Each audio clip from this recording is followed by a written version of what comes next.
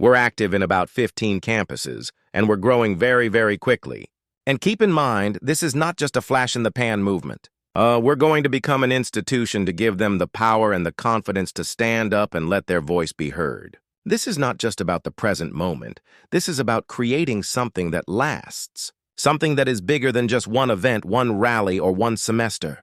It's about building an entire generation of people who know what they stand for, who are unshakable in their beliefs, and who refuse to be silenced when the world tries to tell them to sit down.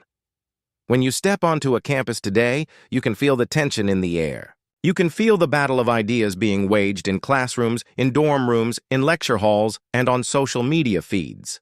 And too often, young people feel they are alone if they believe in faith, family, country, and truth. But when we show up, when we organize, when we speak, when we say, "You are not alone," everything changes. A lonely student becomes a leader. A quiet voice becomes a chorus. And a discouraged heart becomes a movement of courage. That is what we are building.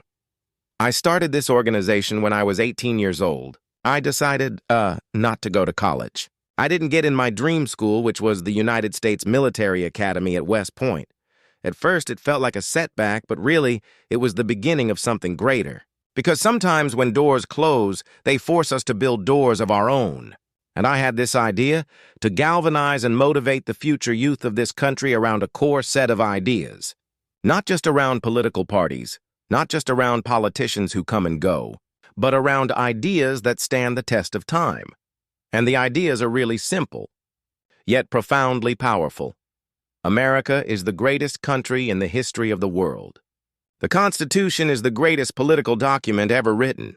And free enterprise, the right to work, to build, to create, to innovate, is the most assured way to lift people out of poverty and create prosperity for all. Those are the three big ideas. Those are the pillars that we can build upon. And I think that's something that can win. That's something that can't be torn down by the culture of the moment. That's something that outlives all of us. Applause. But let me go deeper into those three ideas because they are not just slogans. They are lifelines. When I say America is the greatest country in the history of the world, I am not just reciting patriotic rhetoric. I'm saying that nowhere else in human history has there been such a powerful combination of liberty, opportunity, and moral framework. This is the only nation built on an idea, that all men are created equal and endowed by their Creator with certain unalienable rights. That means our value doesn't come from the government, it doesn't come from a party, it doesn't even come from culture, it comes from God Himself.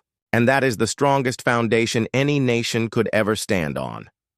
When I say the Constitution is the greatest political document ever written, I mean it has outlasted empires, wars, crises, and cultural revolutions. While other nations fall into chaos when leadership changes, our Constitution creates a system where power is restrained, where freedom is protected, where citizens, not rulers, hold authority. And when I say free enterprise is the most assured way to lift people out of poverty, I mean history proves it. Every nation that embraced free enterprise prospered. Every nation that turned toward socialism and control collapsed into misery. That is not opinion, that is fact. And these three truths are not just ideas we debate, they are lifelines for the next generation. We as Christians are called to go into the public arena to correct error with truth. And that is not always easy. Because when you go into the public arena, when you step into the spotlight, when you go onto a college campus or into a debate, you are walking into a place where error exists everywhere. But we're not called to hide from it, we're called to bring light into the darkness. So I go to college campuses, and yes, there's a lot of error. But there's also opportunity. Because every time you correct error with truth, every time you stand for what is right, you plant a seed. And one seed can grow into a movement. We're all sinners. We all live in error. None of us are perfect. And that's exactly why truth matters. Because if we don't align ourselves with something greater than us, we drift. I'm far more interested in what God wants of me than what I want from God. Because if I only ask God for what I want, I limit myself to my own imagination. But when I ask Him, "What do you want from me?" I open myself up to a life that is bigger than anything I could ever plan. And I have to say this without getting emotional, but I'm very proud of my husband, and I know many of you are too. Applause. You have worked so hard. And I know a lot of you have seen, Obviously, his videos on TikTok and all the stuff he does on campus. But no one gets to see him from my angle except for myself and our children. You don't get to see the late nights, the sacrifices, the times when he's exhausted but keeps going anyway. The best version of him isn't even on stage. It's the father, the husband, the man who never gives up even when no one is watching. And the sacrifices that he made this year, he's amazing. I'm very blessed, and I would not have been able to do any of it without Erica. And that's the real truth. I'll tell you what. Behind every mission, behind every leader, there are people making sacrifices that no one sees. And that's what makes this whole movement possible.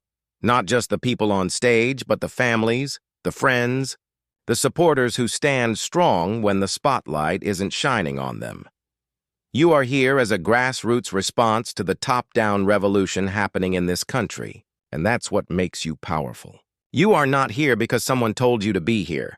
You are not here because of some government program. You are here because you chose to be. You are here because you care about your country, your faith, your future, and that makes you unstoppable. I want our Turning Point USA students to receive a round of applause.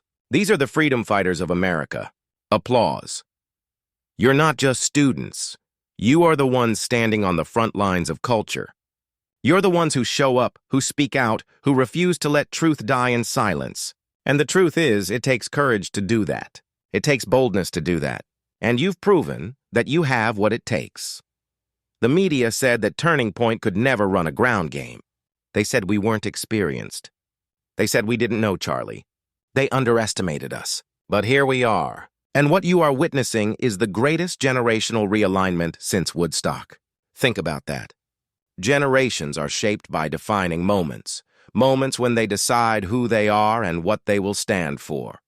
And right now, this generation is the most conservative generation we have seen in well over 50 years. And the numbers show it. This is not wishful thinking.